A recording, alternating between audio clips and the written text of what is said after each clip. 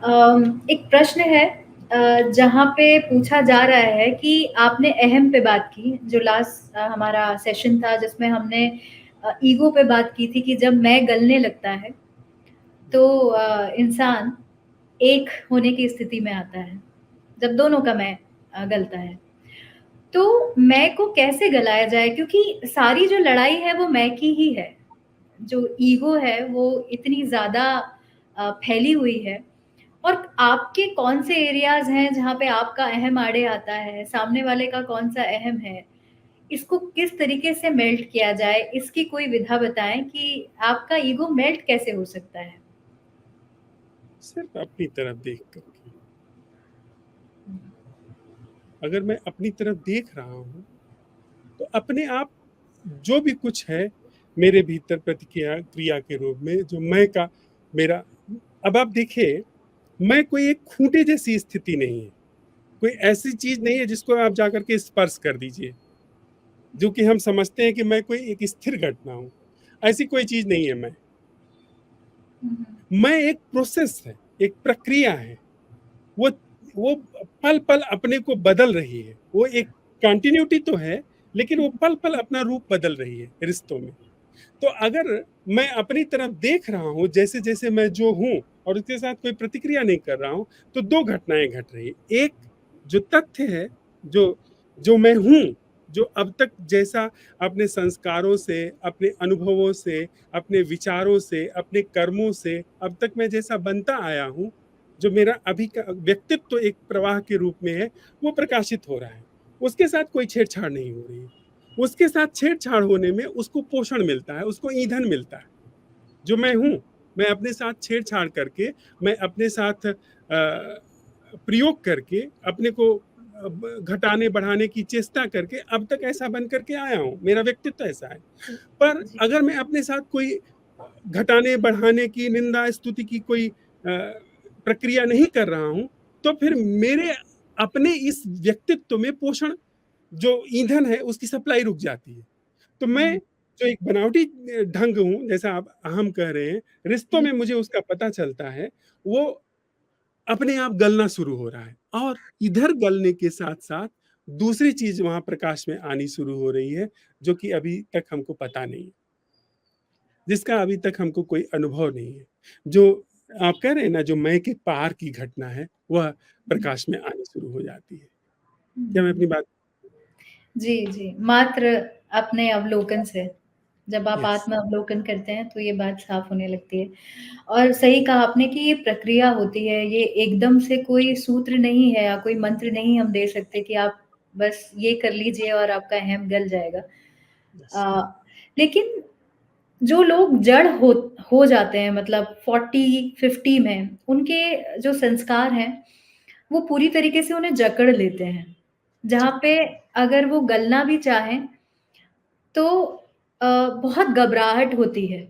ऐसे ऐसे बहुत सारे लोगों से मेरी चर्चा हुई है जहाँ पे वो भागते हैं इन चीज़ों से कि जब आप उनसे बात करेंगे, आप बताएँगे कि इस तरीके से करने की शुरुआत कीजिए, तो वो भागते हैं वहाँ से। घबराहट होती है उन्हें क्योंकि ज़िंदगी का इतना बड़ा समय उन्होंने किसी एक आदत को बनाने में व्यर्थ कर दिया। तो ऐसे लोगों के लिए क्या कहाँ से शुरुआत करनी चाहिए उन लोगों को? देखिए, अगर किसी भी व्यक्ति के अंदर यह सवाल पैदा हो गया कि क्या अभी मैं बदल सकता हूँ? हुँ, थोड़ा-सा आँच आ गई, चाहे वो जी। मैं कह रहा हूँ 40 साल, 50 साल नहीं, महाकाश्यप गया था बुद्ध के पास, उस समय 80 साल की उम्र का था। हुँ, हुँ, हुँ। कितने सारे लोग हैं जो एकदम से मृत्यु के निकट जाने के बाद उनको इस बात का एहसास हुआ और वो उनके जीवन में बोध फलित हो गया। वह बात उम्र की नहीं है। बात इसकी है कि क्या वास्तव में आप यह देख रहे हैं कि अभी तक का जो जीवन है, वह गड़बड़ गया, वो एक झांसे में गया। अगर यह बात आपको दिखाई पड़ रही है, आपको यह समझ में आई, तो पक्की बात है कि आप क्रांति कर सकते हैं। क्योंकि फिर जी। करना क्या है? अगर ये बात समझ में आ गई कि जो अभी तक जीवन जिया गया, वह एक धोखा था, तो फिर हुँ, हुँ। दूसरी बात कि अब इस धोखे के साथ कोई छेड़छाड़ मत करिए। हुँ, इस हुँ। यह जो अभी तक चला है, यह जीवन हमारे आपके पोषण से चला है। हमारे आपके ईंधन की सप्लाई किससे चला है? हुँ? अगर हम अब ईंधन की सप्लाई नहीं करते हैं, तो ये अपने आप ऑब्जर्वेशन में आना शुरू हो जाएगा। मैं अगर अपने अभी तक की जीवन शैली को अदलता-बदलता नहीं हूँ, इसका मतलब वो अपने आप आलोक में आना शुरू हो गया। समझ रहे? वहीं से क्रांति शुरू। करना क्या जी। है? कुछ भी नहीं। मैं जैसा हूँ, जो हूँ, कोई जो मुझे रिश्ते में दिखता है, मुझे कोई कुछ कहता है, मुझे कोई कुछ दिखाता है, मैं मुझसे कोई व्यवहार करता है, उसी में बस थोड़ी देर के लिए मैं देख लूँ कि मैं क्या हूँ। वो थोड़ी देर के लिए जो देखना है ना, फिर वह अपने आप वो अपना रास्ता बनाना शुरू कर देता है। एक बार उसमें आपके मोमेंटम शुरू हो गए, उसमें जी। थोड़ी-सी गति शुरू हो गई, फिर वो अपना खुद ही रास्ता बना लेगा, आपको दिखता चलेगा और आप बिल्कुल एक अभिनव जीवन में चले जाएँगे। पर समस्या ये होती है कि हम इंटेलेक्चुअली देखते हैं, बौद्धिक रूप से सोचते हैं। जैसे राजनीति आपने सोची है, ऐसे धर्म अध्यात्म सोच लिया है। हुँ, ऐसे हुँ। ही क्रांति सूत्र के कुछ नियम आपने सोच लिए हैं। तो वह जो सोचने से चीज़ घट रही है, वह नहीं ले जाएगी आपको। अगर आपके जीवन में थोड़ी-सी वह दृष्टि से आई है, तो क्रांति हो जाएगी।